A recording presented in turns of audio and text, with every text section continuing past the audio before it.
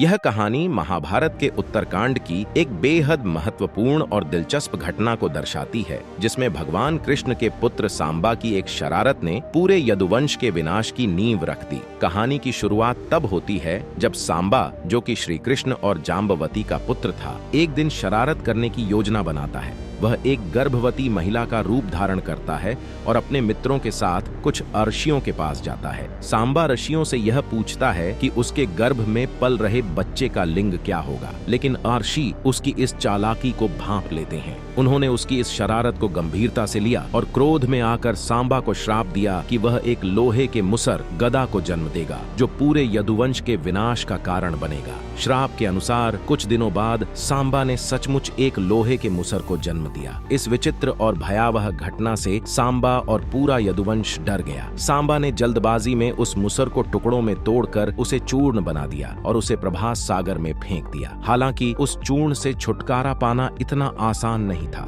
वह चूर्ण समुद्र से बाहर निकलकर समुद्र तट पर बह गया और एराका घास के रूप में बढ़ने लगा, जो लोहे जितनी ही मजबूत हो गई। कुछ समय बाद यादवों ने समुद्र तट पर एक उत्सव का आयोजन किया। उत्सव के दौरान शराब के नशे में धुत होकर यादवों के बीच झगड़ा छिड़ गया। जब उनके पास लड़ने के लिए कोई हथियार नहीं था, तो उन्होंने वहीं की एराका घास को तोड़ लिया, जो कि अब लोहे जितनी मजबूत थी। इस घास का उपयोग करते हुए यादवों ने एक दूसरे पर प्रहार करना शुरू कर दिया, जिससे वे सभी आपस में ही मार काट कर खत्म हो गए। यह लड़ाई इतना विकराल रूप ले चुकी थी कि कोई भी बच नहीं पाया और यदुवंश का विनाश हो गया। इस विनाशकारी घटना के बाद एक और महत्वपूर्ण घटना घटी। शिकारी जरा, जो अपने पिछले जन्म में बाली था, ने कृष्ण के आंशिक रूप से दिखने वाले बाएं पैर को हिरण की आंख समझ लिया और उस पर तीर चला दिया। यह तीर भी उसी मुसर के चूर्ण से बना था। इस तीर से घायल होकर भगवान श्री कृष्ण का धरती से प्रस्थान हुआ, जिससे द्वारका नगरी का भी अंत हो गया। इस प्रकार सांबा की एक साधारण शरारत ने यदुवंश के संपूर्ण विनाश का कारण बना